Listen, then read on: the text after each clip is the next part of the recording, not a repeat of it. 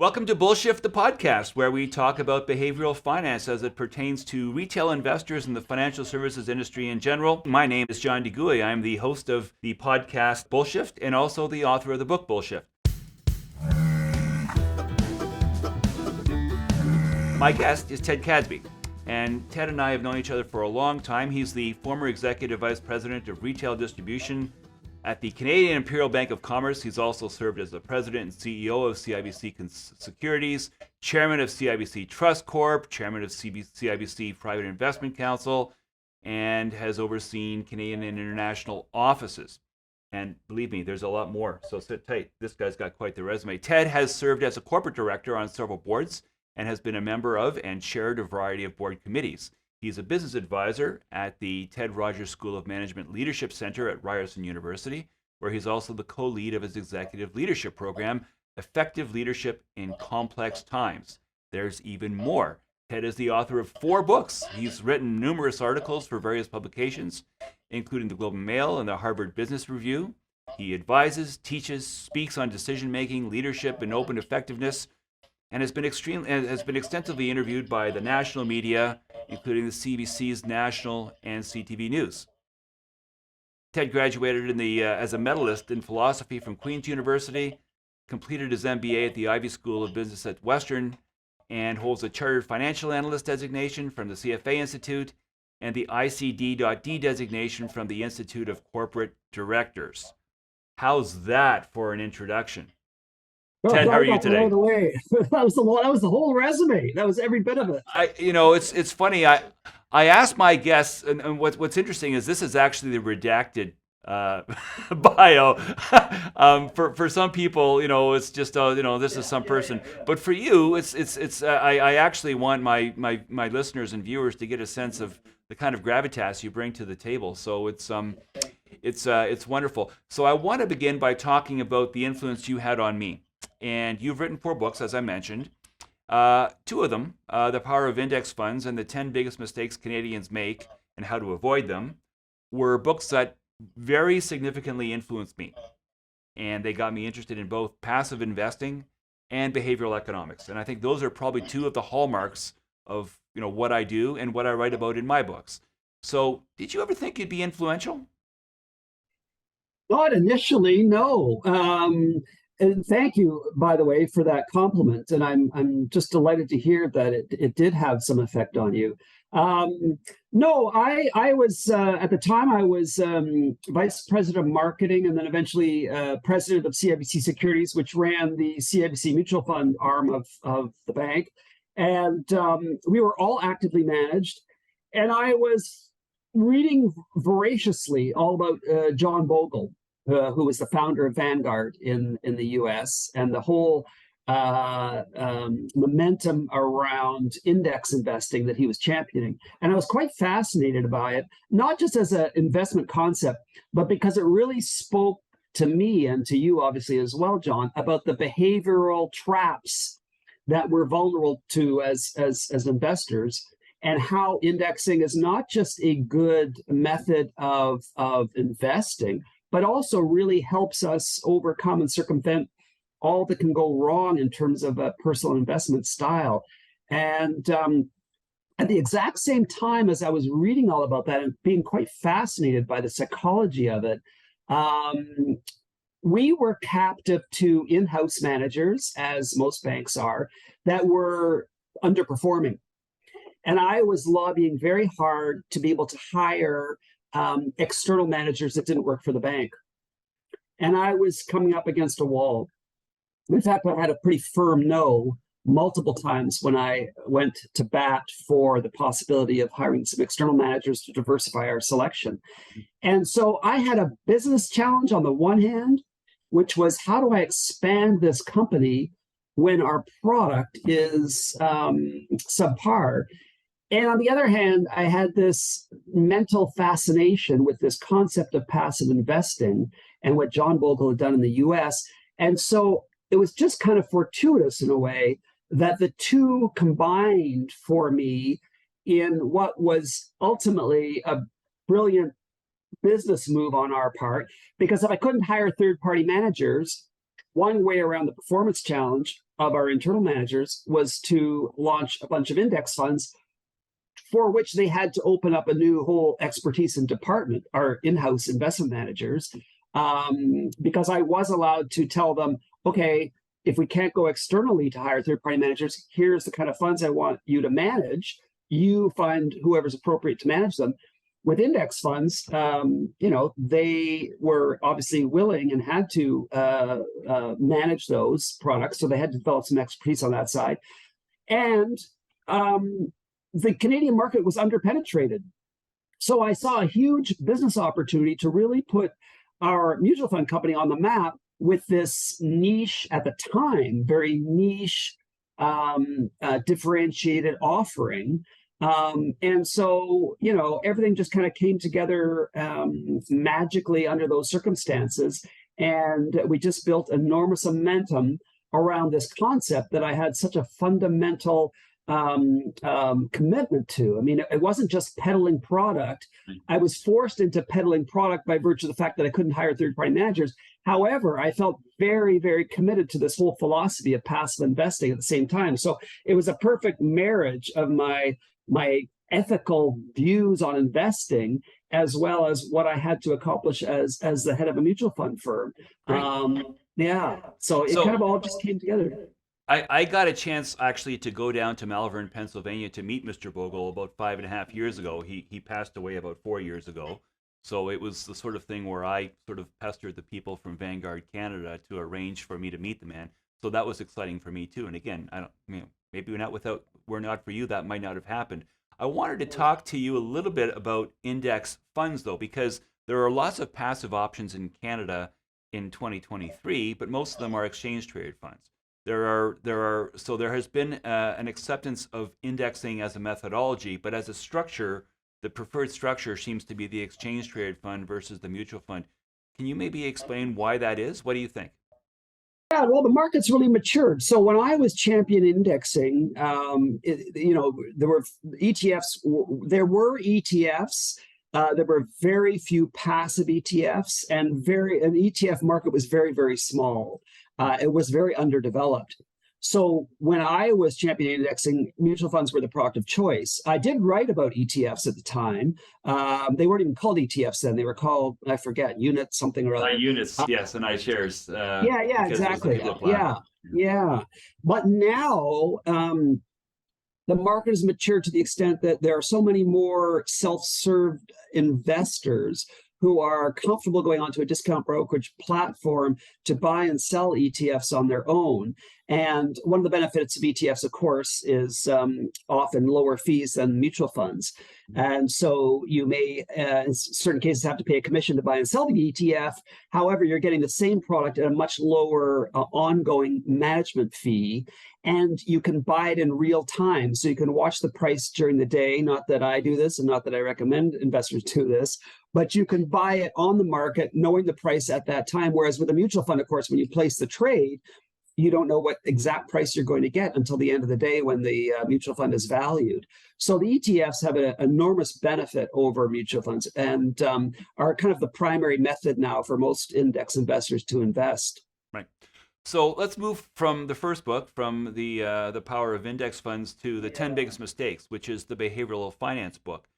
To the best of my knowledge, that was, I think, the first behavioral economics book I've read, and I've probably read 14 or 15 of them since, and now I've sort of kind of written a couple, but that was the first one, and it was considered sort of out there at the time. And I'm wondering if you can, again, I want to know about, do you think it was influential? Do you recognize the influence you had, but also the influence that others have had? If you think about Richard Thaler and Danny Kahneman and Dan Ariely and others, just sort of tell me about what you think about the evolution of the concept of behavioral finance, starting with your book and then going on from there.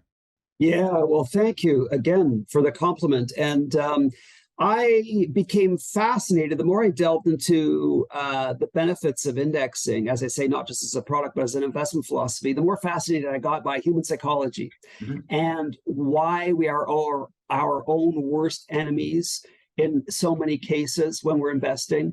Passive investment is part of the solution to that. But as I became more fascinated in the psychology of investing and why people make mistakes and what the traditional and common mistakes are, I delved into this whole field of behavioral finance, which, as you rightly point out, John, was pretty new back in the early 2000s. But in all of my books, I don't pretend to be or position myself as an original thinker. My skill is corralling the best ideas and the best research that are available on a particular theme or topic that I'm interested in. So there was I had nothing new to say about behavioral finance in particular, because the grandfathers, the big boys that had developed all these theories, some of the names of which you've already mentioned, Daniel Kahneman in particular, was a big influence in my own reading. It was a matter of bringing their ideas to the general public in a way that I thought would be very educational. Now, some of them, Daniel Kahneman in particular, have been extremely successful in doing that subsequently. But in those early days, as is typical with academic research, it doesn't really get permeated into the public domain in a broad way. It doesn't get disseminated into the general public in a broad way. It's more just focused on the academic community. So what I was really excited about at the time was bringing all this knowledge and understanding and theorizing out of the academic community into the general public, because I just felt it had so much value to add, not just to investors, but also to advisors. Right?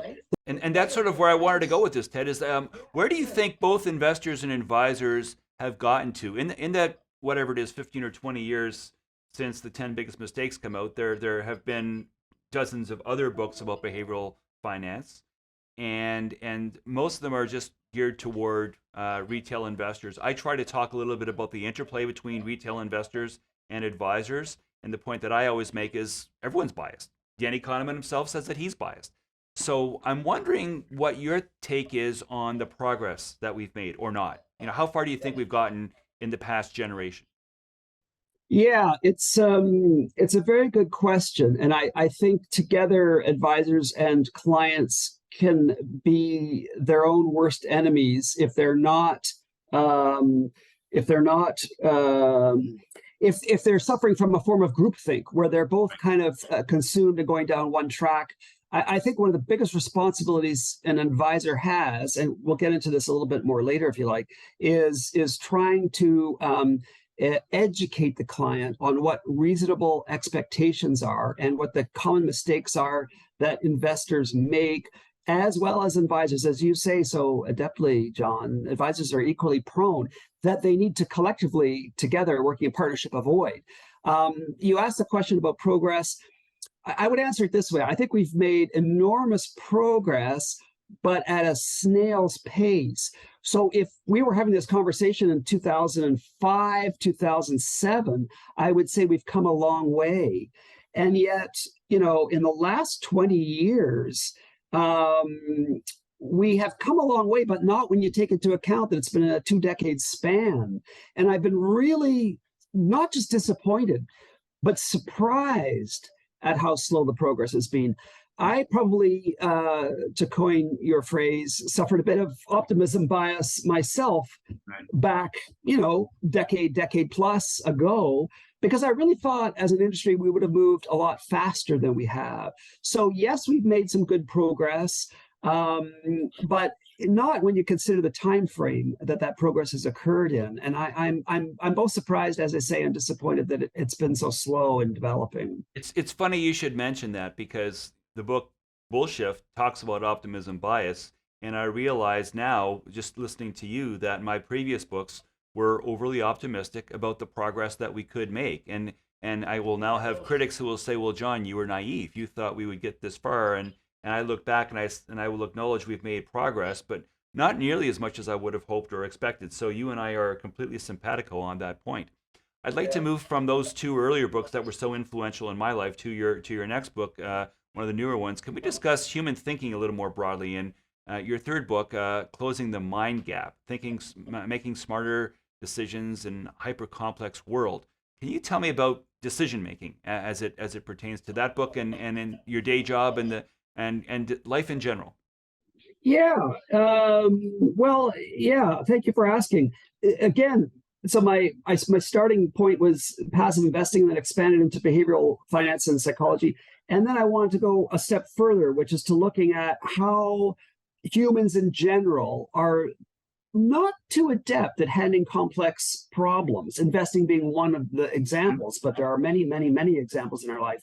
And the reason is, as I positioned in that third book, Closing the Mind Gap, which is that we essentially live in two worlds simultaneously. We live in a very simple world, what I call world one, where the cues are very straightforward and easy to interpret, and we can develop expertise in how to solve those problems, and therefore develop very reliable intuitions and habits on coping with those problems. But at the same time, we live in a world two, which is where more complex and where the signals are more ambiguous. The feedback is dirty and often delayed when we implement our actions. And our intuitions, therefore, are not as solid as they are in world number one. They're not as reliable. We sometimes go with gut instinct in world two, where we would benefit from kind of standing back and challenging our own intuitions. But the problem is we apply this whole thinking philosophy to both worlds equally as if they were the same. So we rely on our intuitions in a reasonable way in world one, which works for us, but we over rely on our intuitions in world two when it comes to complex problems and ambiguous situations. So you could say, in a sense, again, to pick up on your newest book and the whole concept that you're proposing about optimism bias, we are overly optimistic about our own abilities and skills and intelligence in world two. It's not to say that we can't solve problems in world two.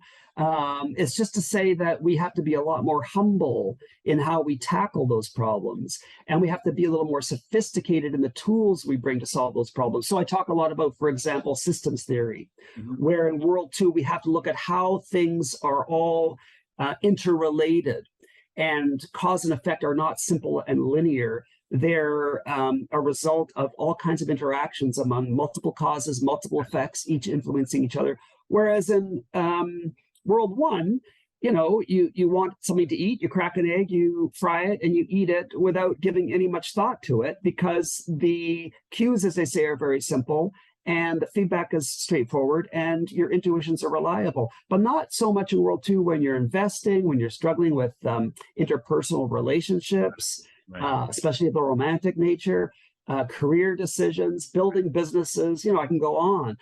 All those problems exist in world two, and the same kind of overconfidence doesn't work as well in world two, and that's where we get into trouble. And that's what I talk about in Bullshift with regard to economics in general, and the impact of financial economics, behavioral economics in particular. People in the economics industry have what I call physics envy, and they want to be able to quantify things empirically, mathematically, and with certitude. But in fact, as you mentioned, systems theory, there are dozens of things that are coming at you all the time that are affecting the price of a security, or and you've got the herding behavior, and you've got the overconfidence in terms of your own ability, and you've got a whole myriad of influences that are sort of happening all at the same time. And a lot of people don't stop and say, you know what, maybe I'm being overconfident here. Maybe I should be a little more humble, because I can understand 4 or 5 things that are going on, but there might be 24 or 25 things that are going on, and I really don't understand the other 20, or worse yet, I'm oblivious to them. And so, of course, if you're not even aware of the factors that are weighing on the ebb and flow of a securities price or a market move, how can you properly calibrate the extent to which you should be taking into account? I really like what you just said, and I summarize it by thinking of it in terms of all the missing information that exists in world two that we don't have access to, but that we overconfidently gloss over. We think we've got a lot of information. We think we have enough information to make good decisions. But in most cases, there is so much missing information. See, in world one, there's a lot of missing information, but most of it's irrelevant, doesn't matter. we're making simple decisions, one step ahead of, we know how to walk, we know how to look across the street for traffic. We don't even think about it. Our intuitions are reliable. In World 2, there's so much missing information, but it's not irrelevant. It's very relevant missing information. So I'll give you one example that just is top of mind. And I'm always struggling to convince investors that they might think they have a good understanding of a particular company or stock, but even the analysts who follow them don't necessarily, because there's too many surprises that come out of the woodwork. So, for instance, a lot of towards the end of the year, everyone kind of makes their stock picks and reflects on the predictions that they made the year before. And a lot of analysts were saying that CIBC is a good stock pick because it's underperforming the other banks and it's undervalued in their view. And if you're going to pick a bank, CIBC, among others, would probably be a good pick. And then in December, this is very interesting. I found it very interesting anyway.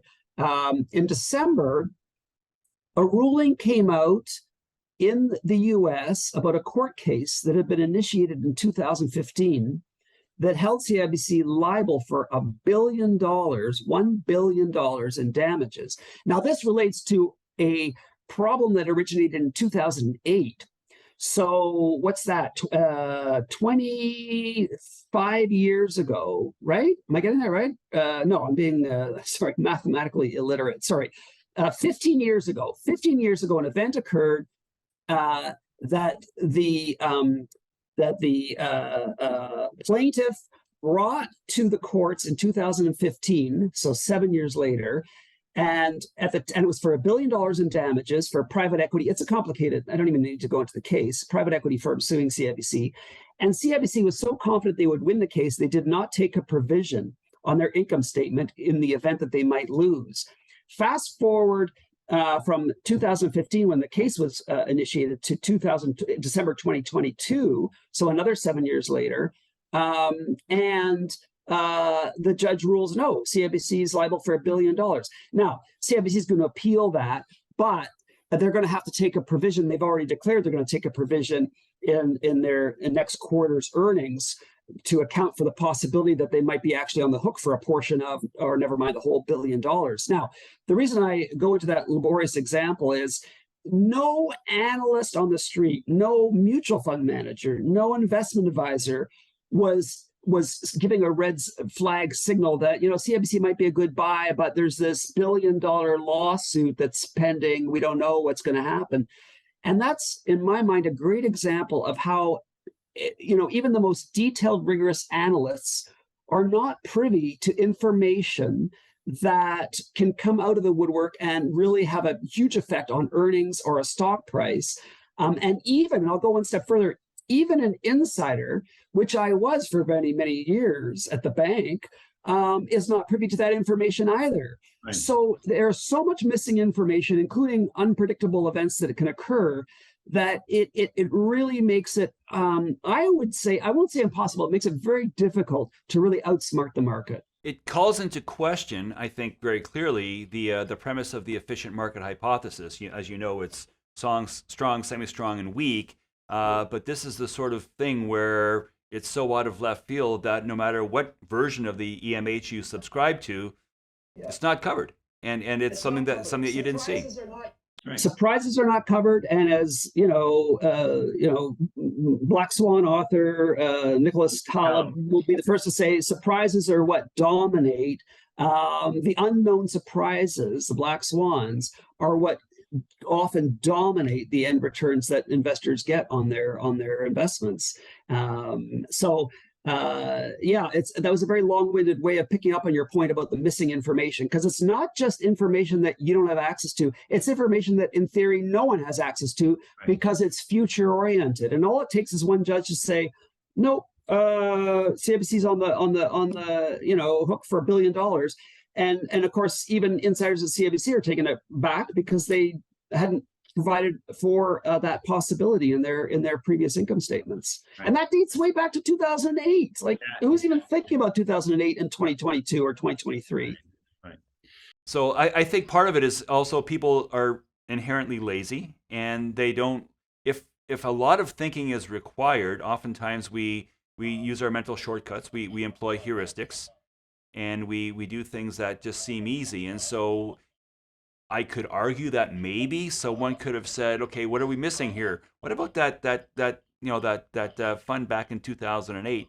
Someone theoretically could have done that, but what you're saying is that most people do not stop and meta think. They don't think about thinking. They don't think about what am I missing here? They just look at what's in front of them. They don't dig much further, and they do a cursory view of what they understand, and that has a lot of sort of cautionary tales for investors, because they think they understand the market, and they understand some things, but usually what they don't know is much greater than what they do know, and as a result, they're making decisions using at best partial information. Yeah. Yeah, no, that's very well put. You're absolutely right. Metacognition does not come easily or naturally to us. And yet metacognition, as you've described it, thinking about thinking, is really what empowers us, not just as investors, but as humans struggling in their lives to have greater freedom in the choices and decisions that we make. But if we're not able to, how I describe it as self-distance, if we're not able to distance from ourselves and think about how we're thinking, we lose a lot of that power. Right.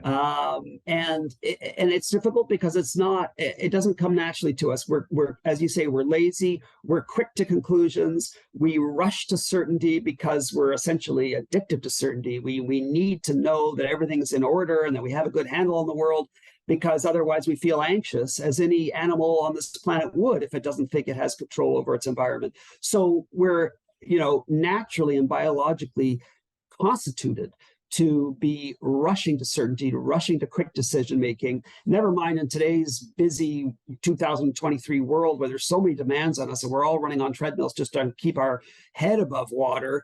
We're far too dependent and vulnerable to shortcuts where they're not applicable. I mean, we survive because of the shortcuts we take all the time. So we can't just, wean ourselves off or go cold turkey on mental shortcuts.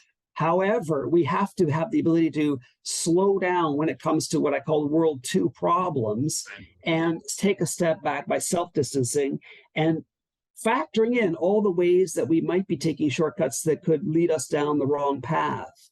And that takes work, mental energy. It takes a habit to get into because it doesn't come naturally to us. But it pays off so well and so handsomely if you start to make it a habit in your life for investing or any kind of other element that you have in your life that's a challenge.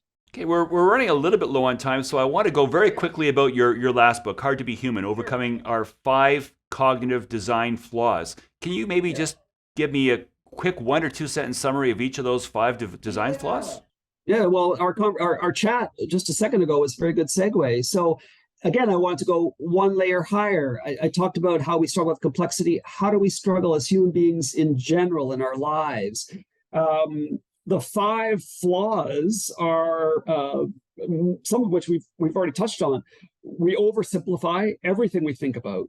One of the statements I make in the book is to know is to simplify. When you know something, you've simplified some aspect of reality, because there's no way you can capture everything in your little brain that speaks to all elements of whatever it is that you're thinking about or analyzing. So flaw number 1 is oversimplifying. Flaw number 2 is overconfidence. And the way I describe it, as I did a second ago, is we rush to certainty because we're addicted to certainty. But we can't just kick this addiction to certainty because we need it to get through our daily lives. And yet it's a flaw because being certain, being overconfident, as we've talked about, can really get us into a lot of trouble. The third one's kind of an interesting one. We're over emotional. I say in the book, compared to other animals, we're kind of emotional hysterics. We react so strongly to meaningless, unimportant stuff. And that's just the way we're hardwired. It's kind of a threat orientation that all animals have, but kind of ramped up in us. So we tend to over ruminate. We tend to take the slightest possible comment as a slight and an insult in ourselves. We get self-righteous and overthink, how we've been wronged. So that's the third flaw, and that's a tricky one, emotional management. And then the fourth is internal conflict. No other animal suffers from internal conflict. We're such a complex species that we can have competing objectives within ourselves that can create a lot of angst and difficulty. You know, you want one thing, but that competes with another thing, or we want something that's good for our future, like dieting, but right now I want to have that extra piece of cake. So we're riddled with internal conflict in a way that no other animal is.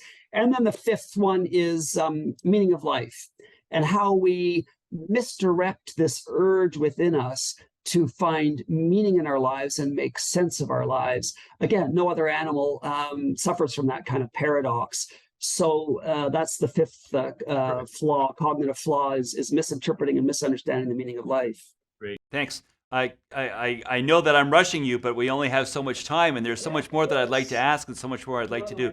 I wanted to finish off with something that I do for every guest. I have two parts of the podcast that I always ask people to talk about. So the first is, that's bullshit, and I'm wondering if there's any one thing that you can think of in the finance world that sort of sticks in your craw that you think is a problem. That if you could say whatever it was, what would it be? Yeah, I think what comes to mind, I mean, there's a lot to choose from, as you know, John, from your own experience in writing and research. What comes to mind is, I think that advisors tend to, how can I put this? I often get anxious and irritated with advisors who are trying to sexy themselves up too much with the newest, latest, greatest sexy product. And sometimes I think that in the industry, and I fault clients and investors for this as well, as much as, if not more than advisors, for always looking at what's the newest, greatest, sexiest thing out there that's going to help me make just a little bit more money than I might have otherwise. Mm-hmm. And I think that's often at the expense of the fundamentals of investing.